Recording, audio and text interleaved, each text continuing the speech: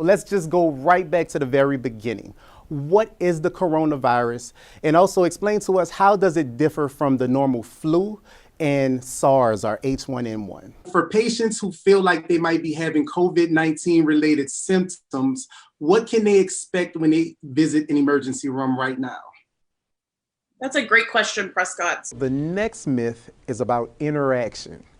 All human interaction needs to stop. I know this sounds extreme. Yes, and that is a total myth. I want to play a little bit of devil's advocate here. And even though once this vaccine is available to the general public, what is the bad news? Is there any downstream side effects or things we should be aware of that could happen once the vaccines are available and everyone begins to take them? So you hit upon it a little earlier. Dr. Mo, there are 3 things this COVID-19 research group plans to study. Can you tell us what they are and why you all chose to study them? Next one is immunity. So are children immune and are African Americans immune from COVID-19? Everybody's practicing social distancing, right? That's another term that we're hearing a lot. Can you explain to us what social distancing actually means? And then how also can social distancing be helpful? Because a lot of mental health professionals are saying, actually, this is not a bad thing. What are some signs that parents can look for in children to be able to gauge if they might be feeling some anxiety about starting school right now? Well, Prescott, that's a great question. Can you just explain to us, how does racism affect mental health?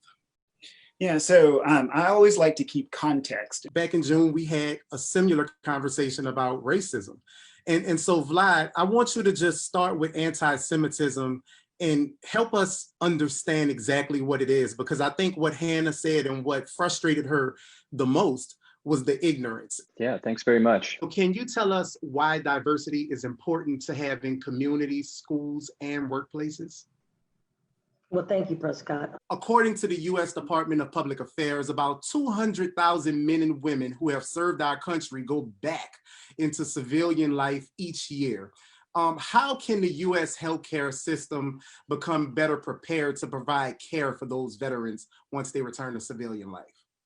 Absolutely, Prescott. What is it like providing healthcare for Native Americans? Is it unique in America versus the way we treat others in the healthcare system? Dr. Lynch Parcells also has struggled with ADHD herself. Yes. And she still has become a physician. The question on the internet that people search is ADHD a superpower? I love this question. There are different variations of keto diets. There's a standard, there's a silico keto diet, there's a targeted keto diet, there's high protein keto diet. Is there any, does it depend on the person, or is there one that just works better for most?